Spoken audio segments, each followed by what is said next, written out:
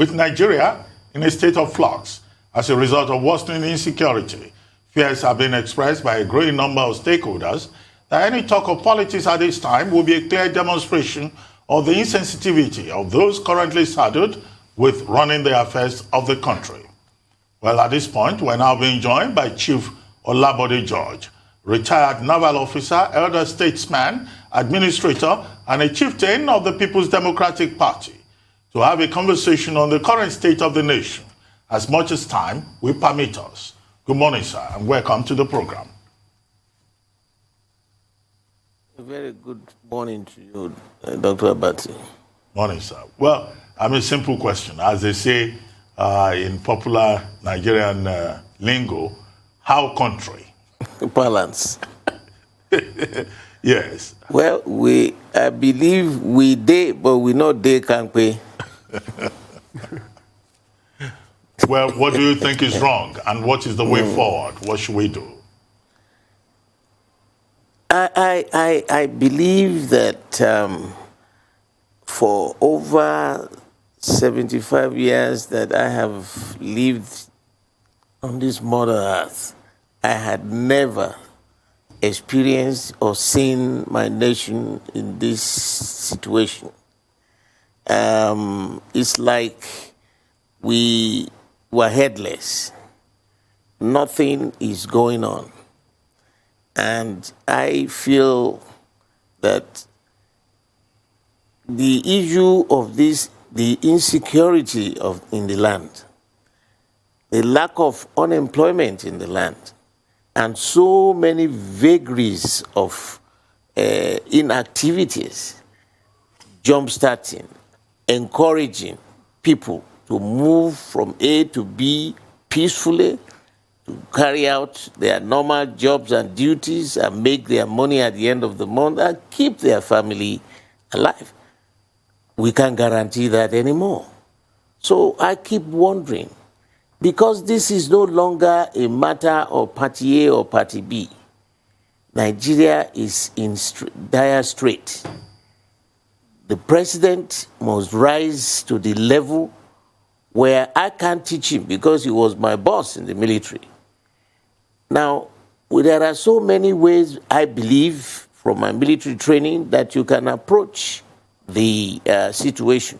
We have what we used to call aid to civil power. That's if the police action is not working, is not effective, then the commander-in-chief can get the army out in an operational order that will support, lives and properties.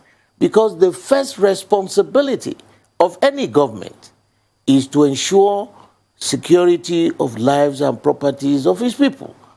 Once you don't get that going, the whole National Assembly, they can shout from here till Timbuktu, or, the country is wobbling. And something has to be done, and done very quickly. It's our nation. The heavens are going to fall, like we say in the local parlance. Nobody is secured. When you get out of your house, whether you're a rich man or poor man, a middle-class man or whatever, you keep looking right and left, looking forward and back for security. What is this? Something has to be done. It's no longer a matter of party A or party B. The platform is wobbling, and wobbling so badly. So what can you do? The senators are talking. The members of the House are talking. Everybody, every corner, there's so much anger in the land. There's so much, people are not pleased. They're not happy. Well, thank you, sir. People are certainly talking, and the presidency is listening. You'll recall that this week, Femi Adesina issued a cryptic warning to past political leaders and religious leaders, saying that there's some saber-rattling going on, there are threats to topple the government of President Muhammadu Buhari. What is your response to that, sir? I think that is an absolute trash. It's an absolute trash. What are you talking about taking over government, an elected government? Are you saying if we feel that things are not going in the right way, we cannot talk? When we talk, that for one is your birthright. Two, it is a fundamental right to react to situation, to react to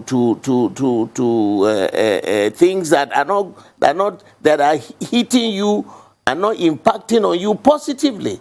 Are you saying we are zombies to be quiet and start walking around and don't talk?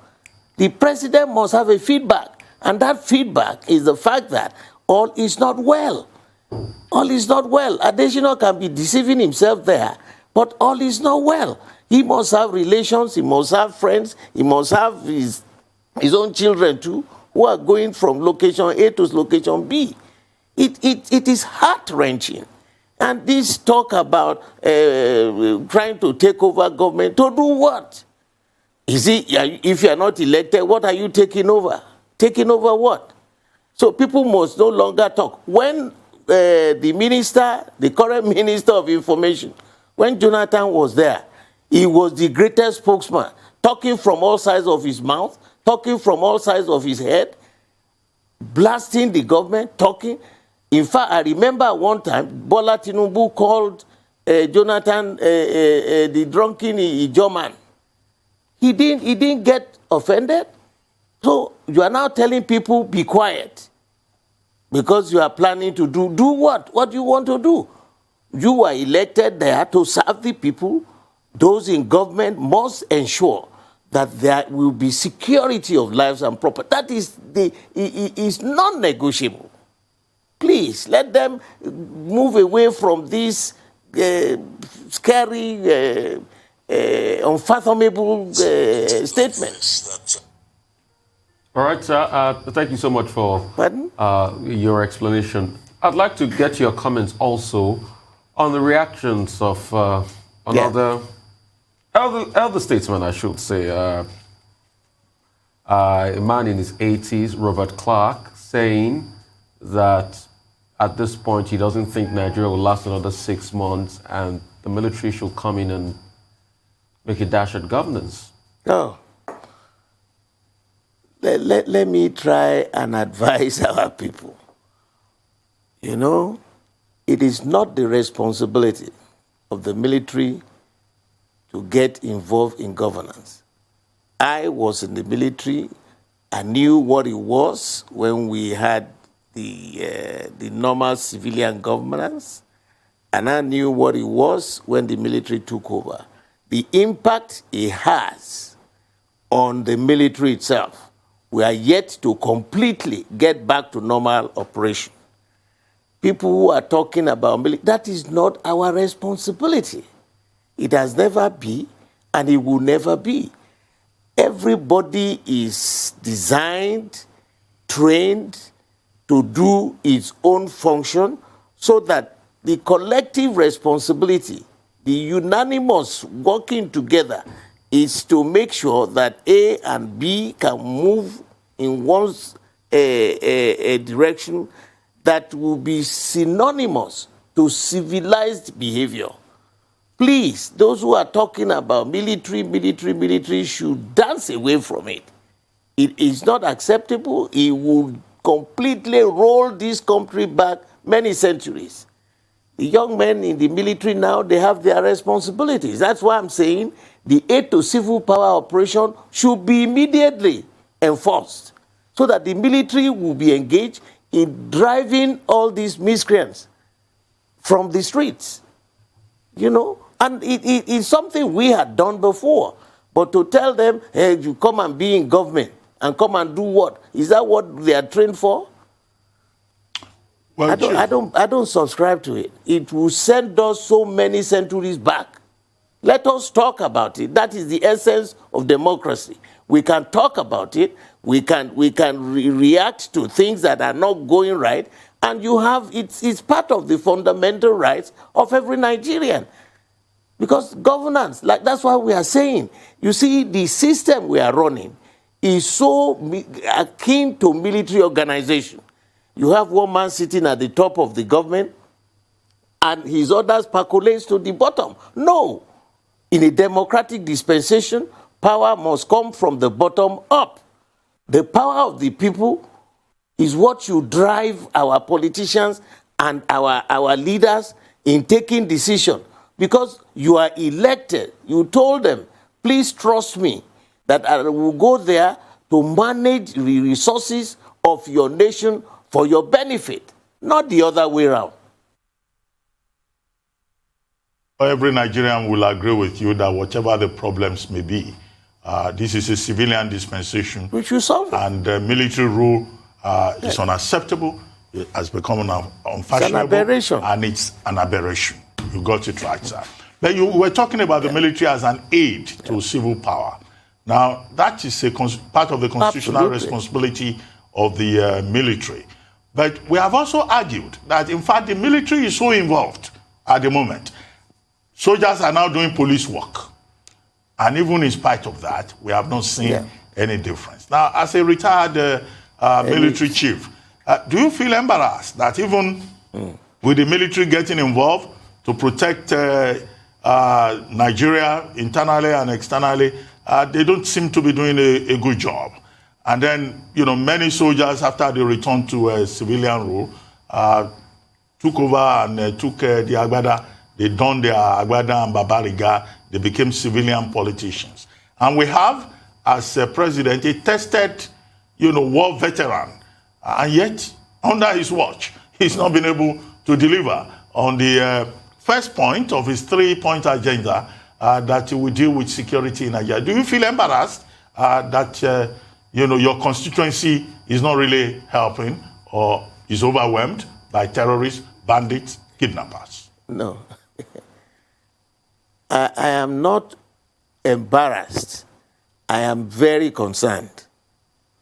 And saying that I'm concerned means a lot. Not embarrassed, because we are all Nigerians. I said that there is an operation that we carry out in the military that is codenamed Aid to Civil Power. If you have an insurgency and the police action is not able to resolve them, then you call in the military to back them up and take over the operation. That is the aid to civil power.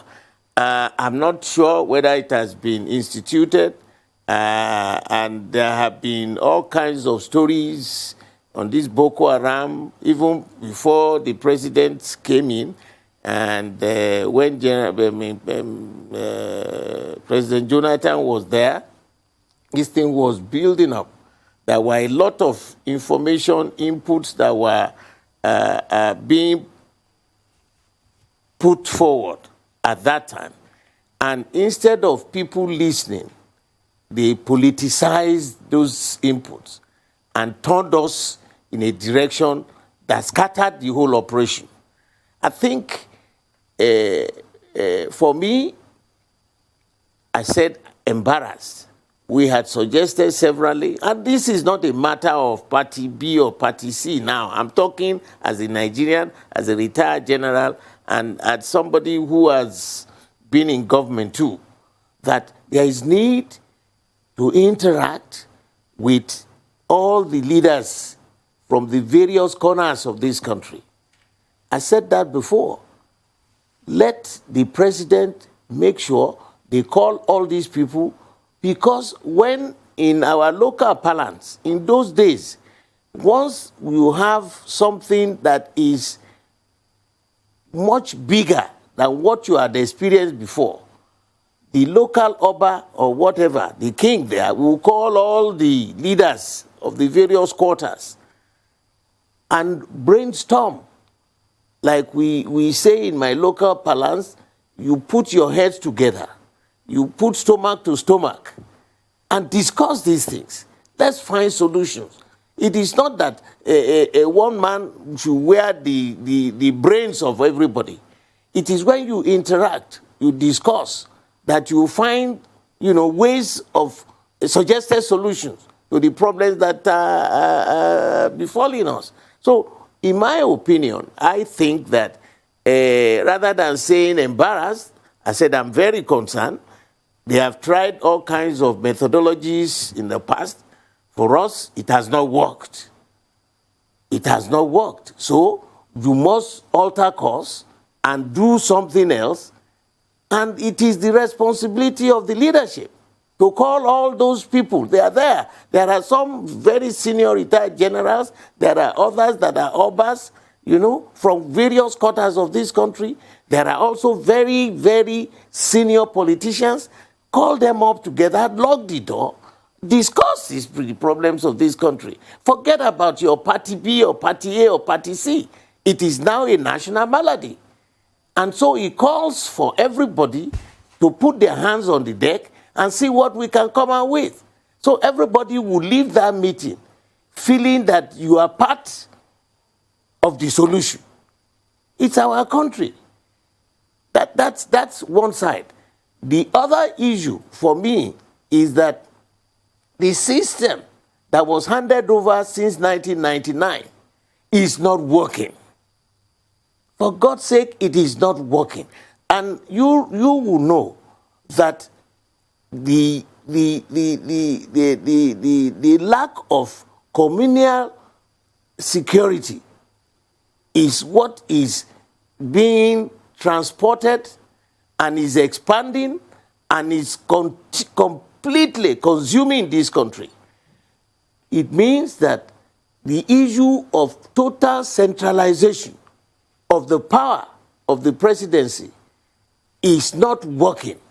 You have to devolve power to the states so that the state itself, the local government, will also have their own powers, so that from unit to unit, you can effectively, the people in that community will know that this chairman, we voted you and your team to make sure that life means, brings more, gives more meaning to them. And if you don't do that, they can remove you in 4 years. But to leave it that one man will sit and the power will percolate from top to bottom with this massive nation, that system has not worked. We have tried it. It is not working. Don't let us deceive ourselves. And there had been a national conference. A report was submitted. That report is still there. We have another 1 year of the grace of God to let us sit down and discuss the report of that conference. And let's move forward. For me, it is not a matter of you hate this one, you hate that one. You know, the consequences now. One, you are perpetuating the lack of cohesion amongst the tribes. They are no longer talking together. When I was young, I mean, the Fulanis used to bring their cows over 75 years now. And after selling the cows in Lagos, they would have been able to extract the urine of the cows. And Agumudadani, they were going all over Lagos. People bought a lot of the Agumudadani. There was no friction. There was no descending voices. They made friendship with everybody. And they made their money, went back there, and will come back with the cows. So now what is the problem? Why are we having so much tension amongst ourselves? I think something is, some devil has entered this country. Maybe we have offended God. And I think we need a lot of prayers, We need a lot of prayers and sincerity of purpose and commitment. Lack of greed. It's so mind-boggling. Well, we do certainly need some kind of atonement from the kind of climate that we're seeing now of fear and of tension, like you just highlighted. But around a month ago, Lieutenant General Ibrahim Atahiru, Chief of Army Staff, said that they would be calling on retired military officials.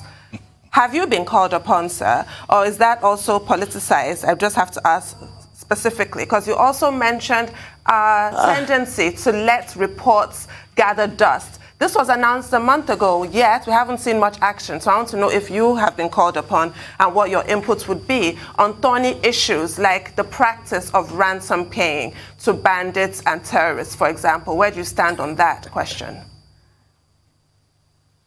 for me, it is another experience in my life. You know, initially, nobody thought about that. Then suddenly, it has become the noise all over Nigeria that all these kidnappings and things were, you know, another organized methodology of extracting money from people.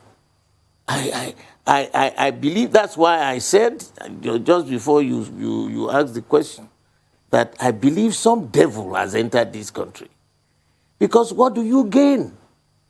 If people are genuinely, honestly engaged, they have a source of income, there is employment in the land, there is, you know, all the policies of business and all that are all working akin with the standard of civility. Who will now think of going to kidnap the child of Mr. A for a ransom, and it is organized? It's the lowest ebb of any civilization. He hasn't called me, and the general, the chief of army, I haven't heard anything from anybody. But to me, that's something that is very strange in this land. What is going on? What is going on? Okay, if you kidnap the son of Mr. A today, and you collect the money, you use the money to feed yourself, to send your own children, you know that's an illicit and illegal money. Who can guarantee that your own child will not be kidnapped tomorrow for you to pay? Does that make sense? Does that make sense? I mean, we must, on moral suasion purposes, our religious leaders must come out and talk. Let us teach our kids the moral standards required in a civilized environment. What happened to the civics that we learned when we were young? If you do something evil to another man, who tells you that tomorrow that evil will not come into your house? What the hell is going on? He hasn't called me, but, you know, we have a pool of people that he can call. But this is my view. It's very, very heart-wrenching. Very heart-wrenching. Okay, and I mean, it's quite very painful what is happening in the country. But you talked about religious and moral leaders, but there's been a religious leader, or sheikh, that has been engaging with kidnappers. His name is Sheikh Gumi. I mean, what's your take on him? And I'll also ask you, what's your take on the presidential ambition of, can I use the word, your friend Bola Tinubu? Senator Bola Ahmed Tinubu. Oh, gosh. Well, let me say it in very clear language, in English language. To me, it's an insult to the civilized people of this country, those who are committed to national development, that the likes of him, first of all, we must, whoever is going to come to take over the mantle of this country, I am of the opinion that the system of governance we are running now is completely ineffective. It is so militarized in its structure, in its nature, and we cannot be waiting for orders from one single person. Let the power be devolved to all the states so that in each area, you know, people, because as you go from one state to the other, the culture is different, the attitude is different, the resources are different. So it is the aggregation of all these states that will make this mighty nation. But to sit down in one place with somebody backing others like a military organization, it is not working. So for this man, this clown, saying he wants to be president, you should ask him, what did he do where he governed before? He has appropriated, we've been shouting about it, and I'm still saying it now publicly, that the EFCC should go urgently, to go and investigate the Alpha Beta company owned by him. They haven't paid any taxes since he started. I am reliably told that they garnered almost 30-something billion in 1 year, last year, from the treasury of this country. If that money is available, would they not have used the money to alleviate the sufferings, to give succor to the people, to millions of those people at the bottom of the base? Individually, one person took 34.7 billion by his company. Which tax did he pay? And we've been talking that EFCC should go. Even the former managing director wrote a petition. Up till now, I'm challenging the young man that is there now for the posterity of this nation, because he's no longer too young. At 40, he's no longer young. There were former heads of state that became heads of state at 31 or 32. Papa Olowo was 33 when he took over as premier, and Baba Obasanjo too was head of state when he was 39. So at 40, I believe your life really starts. They can be the turning point. Let him be bold enough and save his own generation. We must make sure that they investigate him. He is junketing all over the place. It's an insult to the civilized minds, those who have worked so hard in this country. And look at the joke. Suddenly, Lagos State government is now saying they're setting up a law. Nobody should go to EFCC. They should be the judge, the jury in their own case. What a mess. What a nonsense. Please, this nation must survive. If by whatever yardstick it becomes the head of state, I will cease to be a Nigerian. And I'm not joking. How? About Sheikh Gumi, I talked about. You talked about a moral compass and a religious leader having talked to some of these bandits and negotiating with them, and ransom still being paid anyway. Yeah, the Dr. Gumi, Sheikh Gumi, yeah. What he was saying, and I like people to be honest. You know what he said? I listened to it. He said he championed the fight against Jonathan during his period and was calling that Jonathan must resign because so much blood has been spilled. He said it openly. He said, so what for now, if he did that to Jonathan and he's asking his own brother, that's the way he said it, that he's asking his own brother that he must change his system. Otherwise, he will lead a protest down that he himself, because more blood has been spilled now than Jonathan's period. So he's going to ask him that he must also resign in a double fashion. You know, he was talking to his people in his teaching. And I looked at it and I said, ooh, well, if he was that bold, which was true, he said it at that time, why can't he say it now? Because the situation has not gotten better.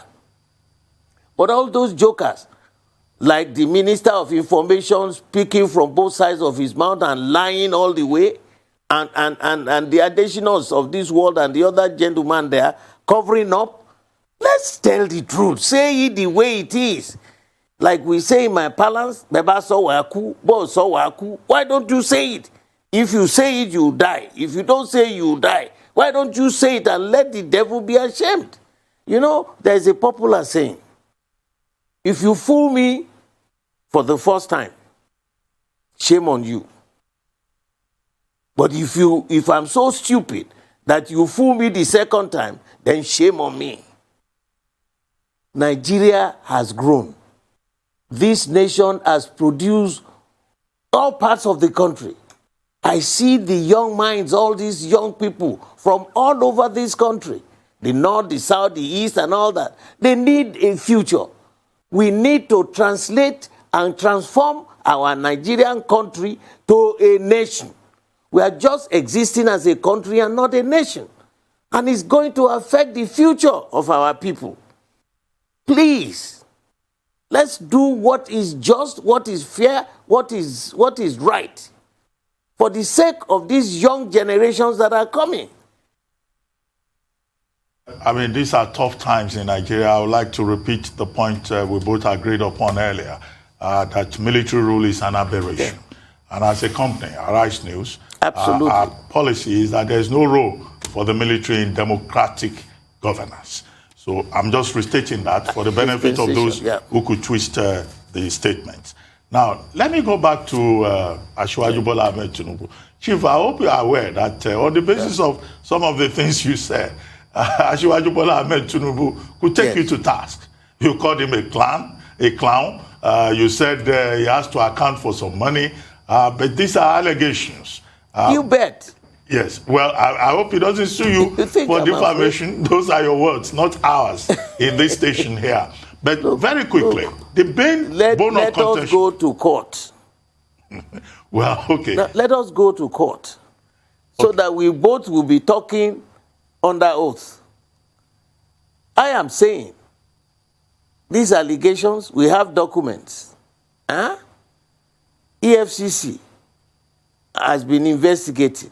The former managing director of Alpha Beta himself stated, black and white, how they have been siphoning the money of the Lagos State Treasury. And you're saying, let him take me to court. We will go there, I will say my own, and the papers will be there, let him defend it. First of all, we want the original certificates of the university he claims he attended. And exactly what is his own real name. Look, you want to get a clown to be your head? What you will breed will be a pool of clowns.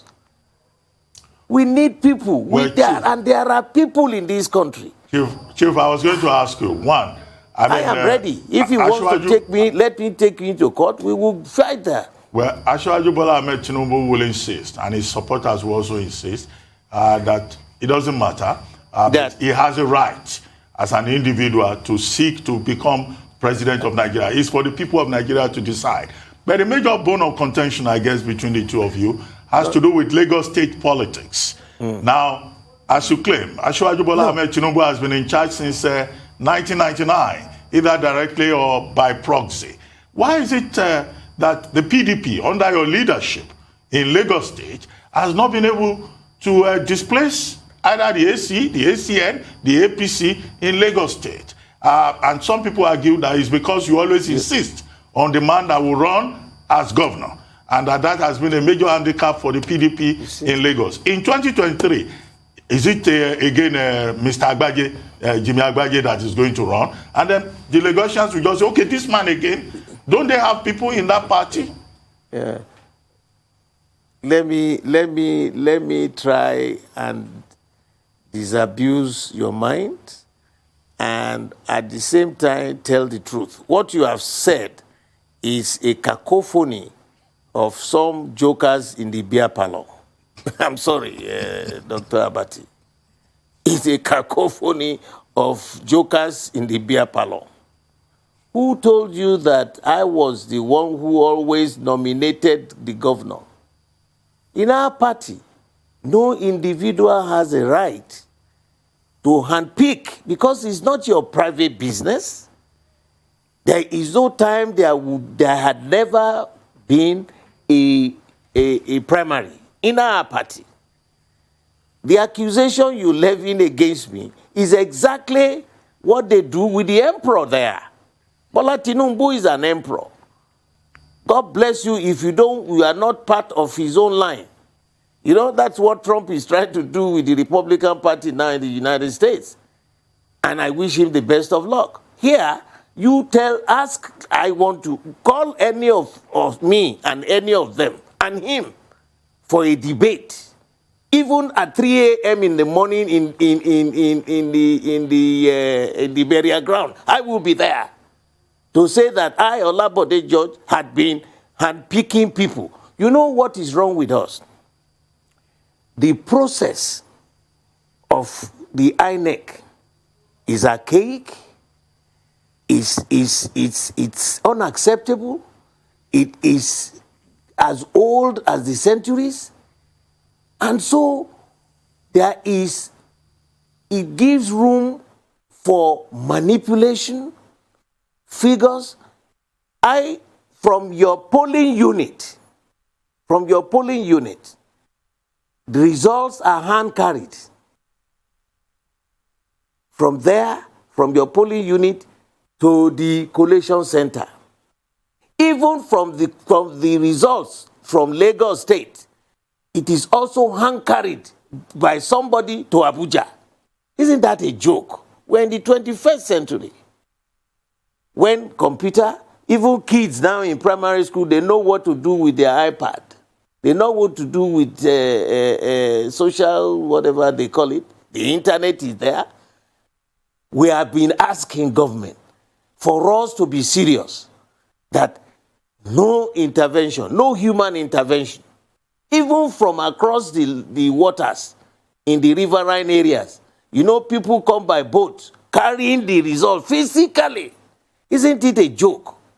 Where is that giant of Africa? Computer is available.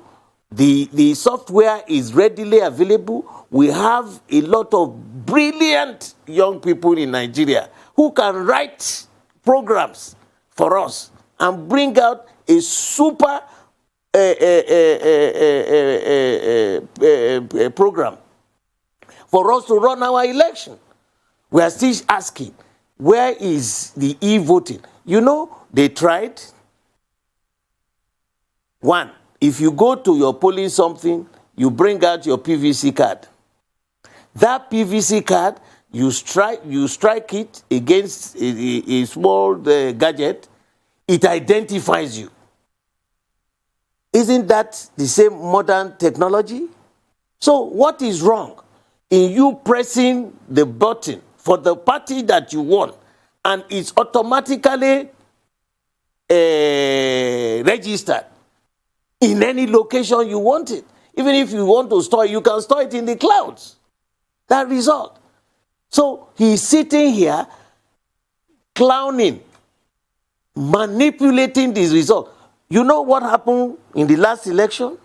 Where have you ever had anywhere in the world where you have a bullion van on the day of election? Were they carrying food for him to his house?